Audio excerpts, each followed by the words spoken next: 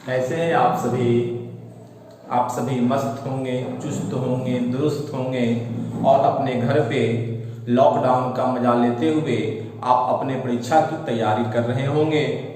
उसी परीक्षा की तैयारी कराते हुए सब्जेक्ट मैथ का अगला पॉइंट लेकर हम आए हैं इस वीडियो के माध्यम से, जिसमें हम जानेंगे द्विघात समीकरण के मूलों की प्रकृति। अर्थात यदि कोई द्विघात समीकरण दिया हुआ है तो उसका जो मूल होगा उसकी प्रकृति कैसी होगी। तो मूलों की प्रकृति के मतलब ये हुआ कि उसका जो मूल है वो दो तो आएगा ही, लेकिन वो दो आपस में समान आएगा या असमान आएगा, वास्तविक आएगा या फिर अवास्तविक आएगा। अवास्तविक का तात्पर्य ये हुआ कि जिसके बारे में अभी आप जानते नहीं हैं, अभी आप सिर्फ वास्तविक संख्या के बारे में पढ़े हैं जिसका दो भाग प्रमेय और अप्रमेय होता है। अवास्तविक संख्या के बारे में हमें क्लास 11 में पढ़ना है।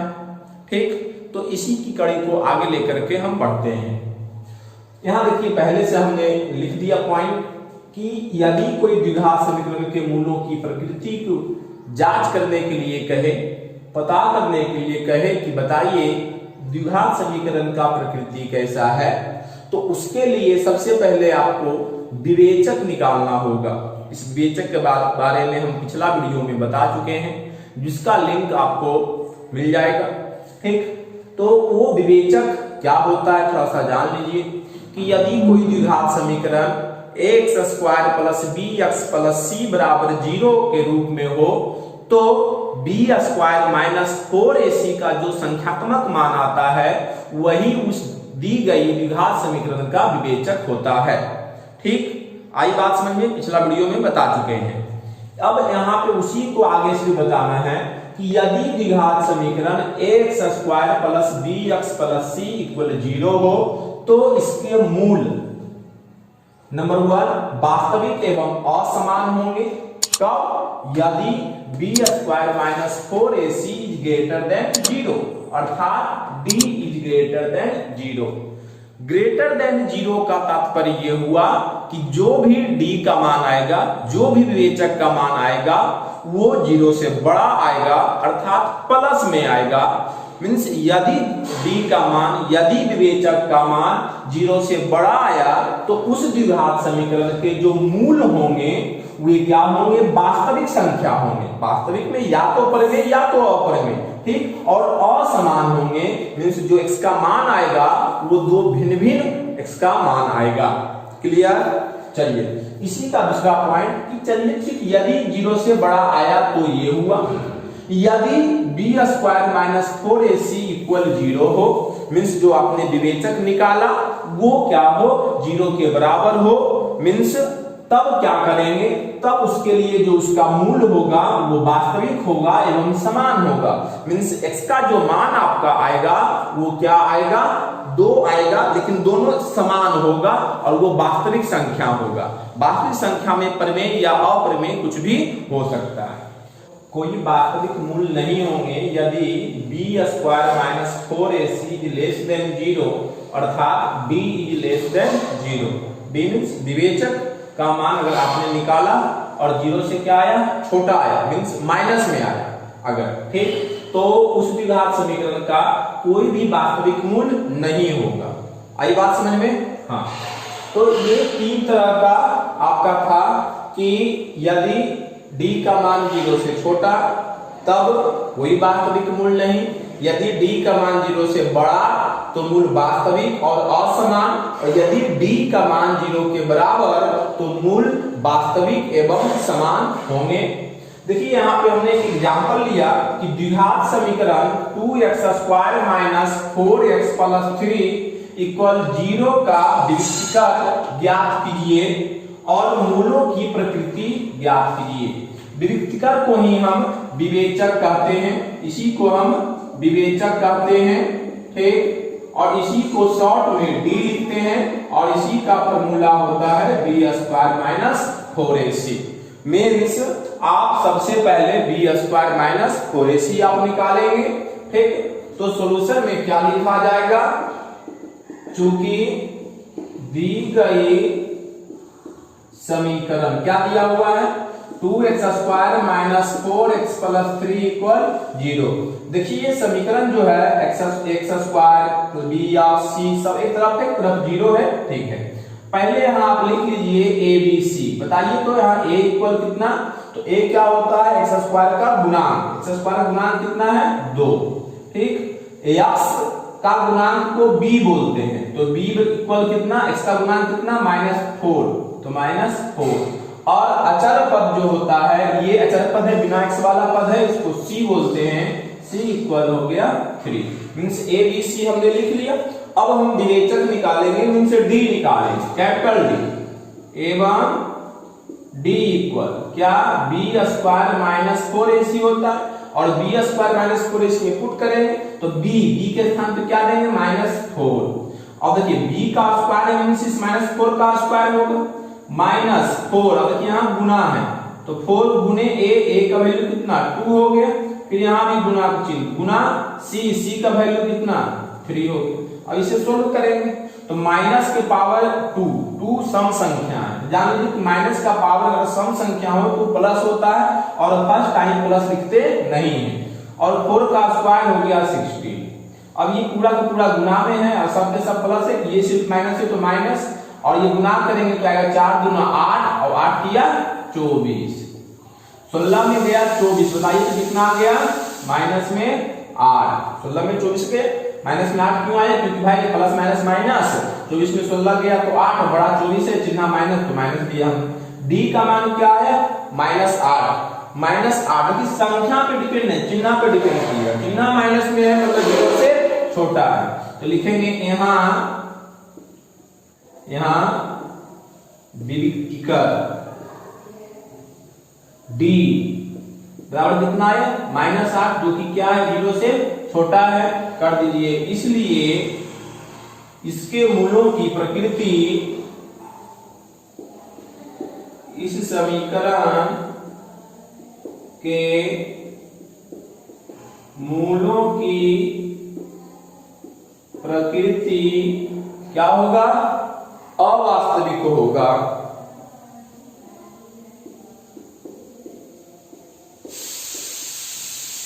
अवास्तविक होगा, अर्थात कोई वास्तविक मूल नहीं होंगे, कोई वास्तविक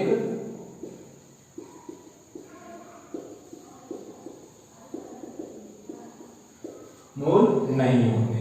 तो इस तरीके से हमने देखा कि द्विघात समीकरण के मूलों की प्रकृति कैसे पता करते हैं। एक दो एग्जांपल और इस पे लेते हैं, जल्दी से आप वीडियो को रोक करके आप इसे कॉपी पे लिख लीजिए। अगला उदाहरण कि द्विघात समीकरण 3x² minus 4√3x plus 4 equal 0 के मूलों की प्रकृति ज्ञात कीजिए।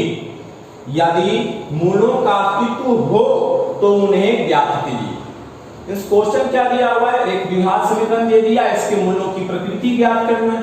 मूलों की प्रकृति जब भी ज्ञात करने के लिए कहे, सबसे पहले आप एबीसी लिखो, उसके बाद विवेचक उसका निकालो। यदि विवेचक 0 से बड़ा हो तो क्या होगा, ठीक, मूल वास्तविक और असमान होंगे। यदि 0 के बराबर होगा तो मूल वास्तविक और समान होंगे। विवेचक यदि 0 से छोटा होगा, ठीक, तो क्या होंगे मूल उसके, कोई भी मूल उसका वास्तविक नहीं होगा।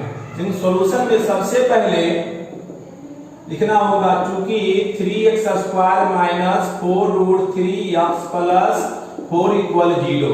बताओ यहाँ a इक्वल कितना हो गया, x² का गुणांक 3, b इक्वल कितना, x का गुणांक -4√3 ये वाला, और c इक्वल कितना, अचर पद 4।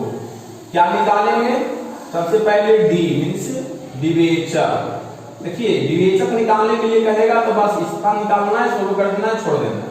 क्या formula, b² minus 4ac, b का वैल्यू कितना -4√3 का होल स्क्वायर, -4 गुने a का वैल्यू 3 और गुने c का वैल्यू 4, माइनस का स्क्वायर प्लस 4 का स्क्वायर 16 गुने √3 का स्क्वायर 3 माइनस 4 किया 12, 12 4 48, सोलतिया 48 माइनस 48 बराबर कितना आ गया 0। मीन्स विवेचक कितना आ गया 0। इस तरह हम क्या कर सकते हैं कि दी गई द्विघात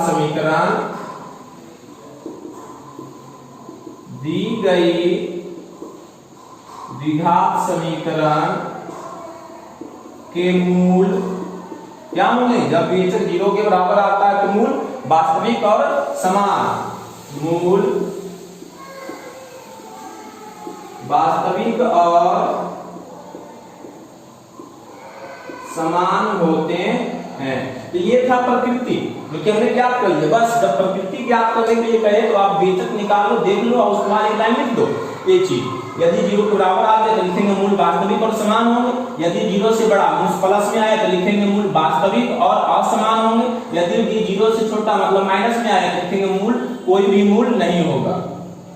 ठीक, चलिए जल्द तो ये हो गया। अब देखिए इसी में बात आता है यदि मूलों का अस्तित्व हो तो उन्हें ज्ञात कीजिए। मीन्स मूलों का अस्तित्व भी क्या करना है यहाँ पे मूल का अस्तित्व कब नहीं होगा, जब डी का मान 0 से छोटा होगा। ठीक, तो अब यहाँ पे भाई 0 के बराबर आ गया तो मूल का अस्तित्व है, मीन्स निकालेंगे। तो जब हम डी निकाल लिए और कह रहा है मूल ज्ञात करने के लिए, तो फॉर्मूला बताए हैं आपको कि 3 तरह से हम किसी भी द्विघात समीकरण के मूल ज्ञात कर सकते हैं। एक गुणनखंड विधि, एक पूर्ण वर्ग करके हल करने की विधि और एक आपका द्विघाती सूत्र विधि के द्वारा। ठीक, तो आधा काम विवेचक निकाल लिए हैं तो आसान होगा द्विघाती सूत्र विधि से ही। तो लिखते हैं यहाँ, इसलिए द्विघाती सूत्र से सिंपल क्या फॉर्मूला बताइएगा कोई, -b plus minus square root d by 2a। ये हो गया इसका फॉर्मूला x का। माइनस b का वैल्यू कितना यहाँ -4√3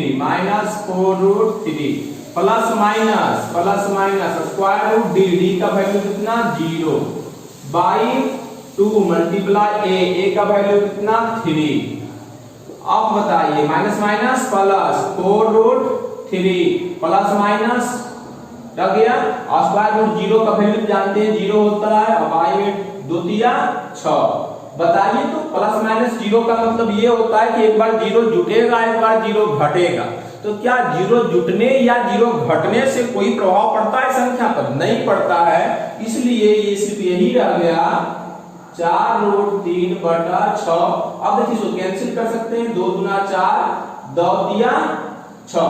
किसी का मन में ये तो नहीं ना आ रहा है कि 3 से काट दें इसको, नहीं ये स्क्वायर रूट में घटेगा ना, ये बिना स्क्वायर रूट का है। यही हो गया इसका 2√3/3 इसका मूल। तो बात ये आया कि x का मान सर एक ही आया, द्विघात समीकरण है होता है 2, तो बाबू यहाँ पे मूल वास्तविक और समान है। समान का मतलब एक ही रहेगा लेकिन 2 बार उसी को लिखना है, एक ही चीज है। कर दो अतः मूल बराबर कितना 2 स्क्वायर रूट 3/3। एक बार कॉमा दे करके यही चीज आप लिख दीजिए 2 स्क्वायर रूट 3/3 हो गया। आई बात समझ में? तो इस तरीके से हम द्विघात समीकरण दिया गया रहेगा तो उसको मूलों की प्रकृति बता सकते हैं। विवेचक जब ज्ञात करने के लिए कहेगा तो इतना ज्ञात करके छोड़ देंगे और मूलों की प्रकृति कहेगा तो इतना करेंगे। और जब मूलों की प्रकृति भी कहे और साथ में कहे कि यदि मूलों का अस्तित्व हो तो उन्हें ज्ञात भी करें, तो आपको इस तरीके से ज्ञात यहाँ तक करना पड़ेगा। जल्दी से वीडियो को रोक करके आप इसे लिख लें। तो अब अगला क्वेश्चन लेकर के चलते हैं कि k के किस मान के लिए द्विघात समीकरण kx into x-2 plus 6 equal 0 के 2 बराबर मूल होंगे। मीन्स यहाँ देखिए k का मान पूछ रहा है। k का मान का मतलब हुआ कि एक समीकरण दिया गया है यहाँ, इसमें ये k, इस k का मान पूछ रहा है कि आखिर k के जगह पे कौन सी ऐसी संख्या हम इसमें डाल दें ताकि इस समीकरण के जो मूल आए अर्थात जो x का मान आए वो दोनों क्या हो बराबर, दोनों बराबर। तो देखिए k का मान पहले भी क्वेश्चन पूछ चुका है, पहला एक्सरसाइज में भी k का मान के लिए क्वेश्चन आया था कि k का किस मान के लिए समीकरण इतना का एक हल ये होगा। या के का मान दो चर वाले रैखिक समीकरण में भी आया था कि के किस मान के लिए दी गई समीकरण युग्म का अनंत अनेक हल होगा या कोई हल नहीं होगा, ऐसा। ठीक, तो ये चीज ध्यान देना है कि लास्ट में जो पॉइंट दिया हुआ है, पॉइंट किस प्रकार का दिया हुआ है, उसी की मदद से हमको काम करना है। यहाँ देखिए दो बराबर मूल होंगे, जब दो बराबर मूल होंगे, जब ये बात हम पढ़े हमारे माइंड में तुरंत सेट हुआ होगा कि अच्छा द्विघात समीकरण है, दो बराबर मूल है, कब होता है जब विवेचक 0 होता है, तब दो बराबर मूल होता है। सेम प्रोसेस यहाँ पे हम वो काम करेंगे। तो लिखेंगे सबसे पहले सॉल्यूशन में कि चूंकि kx into x minus 2 plus 6 equal 0, ये द्विघात समीकरण दिया हुआ, ये हमने लिख दिया। अब देखिए ये देखने में लग नहीं रहा है द्विघात समीकरण के जैसा, लेकिन है, तो हम इसे क्या कहें, इसे लगने में के रूप में चेंज करते हैं। तो चेंज करने के लिए क्या करना पड़ेगा, इसको गुना करना पड़ेगा, kx गुने x, तो kx गुने x x स्क्वायर, फिर kx से -2 में तो प्लस माइनस -2 गुने kx, तो हो गया 2kx, और ये प्लस अलग से 6 है इक्वल 0। इसको थोड़ा सा साफ कर देते हैं, तो ये हो गया देखिए क्या, kx square -2kx plus 6 equal 0। अब ये देखिए लग भी रहा है द्विघात समीकरण। ठीक, अब कह रहा है कि इस द्विघात समीकरण के मूल क्या है, दोनों बराबर है। मतलब जब मूल बराबर है तो पक्का है कि d बराबर 0 होगा, तो क्यों ना हम d निकालें। सबसे पहले यहां लिखिए हम a बराबर x स्क्वायर का गुणांक k, b बराबर x का गुणांक -2k, और c बराबर अचर पद 6। ठीक, अब लिख लेते हैं यहाँ पे, चूंकि दी गई समीकरण के मूल